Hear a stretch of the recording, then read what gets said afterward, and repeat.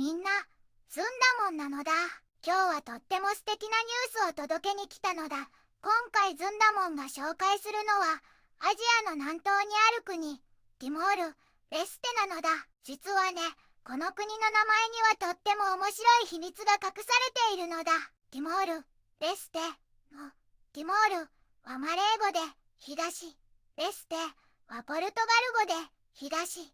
ていう意味なのだよ。つまり、国名の意味は東の東。面白いのだ。今日はこのティモール・レステに関するニュースを声援部で3つお届けするのだ。中でも特に注目なのが3つ目のニュースなのだ。東ティモール初の ASEAN 常駐代表、ジャカルタで信任状を法廷という記事なのだ。東ティモールがついに ASEAN の11番目の加盟国になったというとっても歴史的な一歩について詳しくお届けするのだ。長年の努力が実を結んだ感動的なお話なのだよ。この動画が良いなって思ったら高評価とチャンネル登録もよろしくお願いしますなのだ。さあ、みんなで一緒にティモール・レステの魅力と最新ニュースを見ていくのだ。皆さん、今日は東南アジアに位置する新し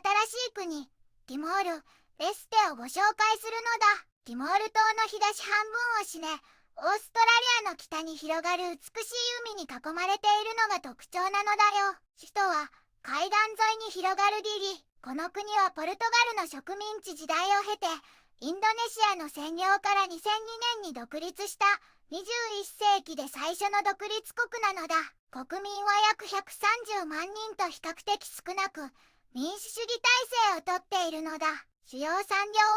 は沖合の石油や天然ガスが国の歳入を支えているけれど、世界的に有名なスペシャルティコーヒーの生産も盛んなのだ。鮮やかな色彩の伝統織物、タイスは人々の文化を象徴しているのだよ。現在、石油に頼りすぎない経済多角化や観光開発に力を入れていて、その手つかずの美しい海はダイバーからも注目を集めているのだ。若者たちが国の未来を築こうと頑張っている希望に満ちた国、ティモール・レステにぜひ注目してほしいのだ。一つ目のニュースなのだ。東ティモールとポルトガル、教育と人材育成における連携を強化という記事なのだ。ティモール・レステとポルトガルが教育と人材育成の分野で協力関係を深めるのだ。ティモール・レステの大臣アジオ・ペレイラさんと新しいポルトガル大使のドゥアルテ・ブエ・アルベスさんが会談したのだ。アルベス大使さんはポルトガルが教育と訓練を特に重視してティモール・レステをしっかり支援し続けると約束したのだ。戦略的協力プログラム TEC2024-2028 という枠組みで7500万ユーロを投じて協力するのだ。なんと初年度予算の 81% はもう教育プログラムに使われているんだって。すごいのだ。大使さんはポルトガルはティモール・レステのために活動するだけでなく、一緒に協力していくことが大切だと強調したのだ。ペレイラ大臣さんも人材を育てることや能力を高めることが国の持続可能な発展には絶対に必要で、政府の最優先事項だと話したのだ。長年のポルトガルの支援に感謝して、これからも協力を深めていくことを再確認したのだ。二つの国が手を取り合って、さらに良い未来を築いていくのだ。二つ目のニュースなのだ。HUMANIS 東ティモールで12の市民社会組織と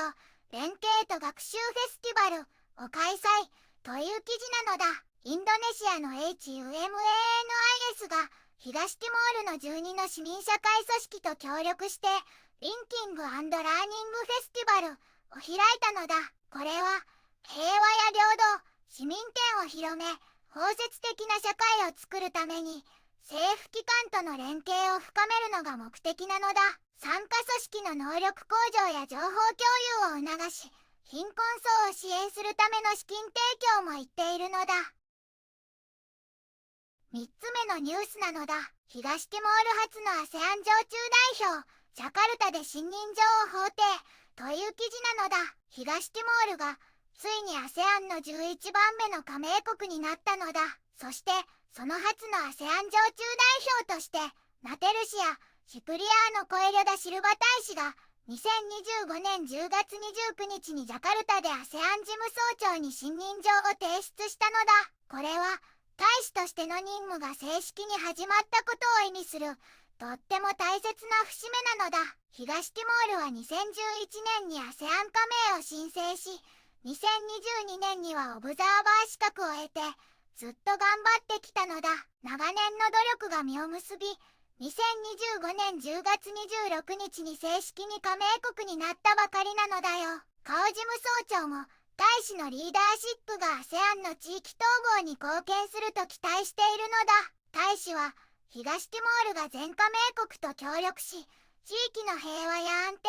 そしてみんなの繁栄のために尽力すると意気込んでいるのだ。この信任状提出は東ティモールが ASEAN の枠組みに本格的に加わった歴史的な一歩なのだ。東ティモールと ASEAN の輝かしい未来がとっても楽しみなのだ。ティモール、レステ、どうだったかな？新しい国だけど、ポルトガルとの教育連携や市民社会の活動、そして ASEAN 加盟と着実に成長しているのが伝わったのだ。若者が未来を築く希望に満ちたこの国に、これからもズンダモンと一緒に注目していくのだ。とっても楽しみなのだ。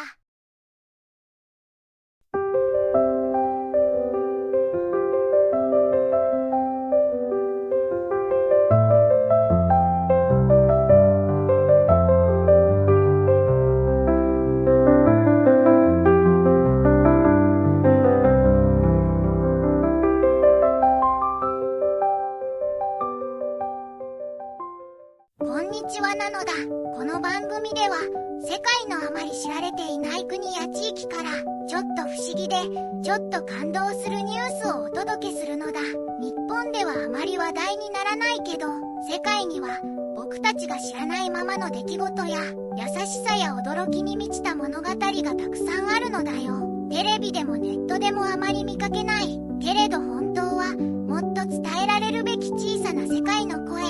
そんな声を僕と一緒に見つけに行くのだ。さあ、一緒に知られざる世界の旅を始めるのだ。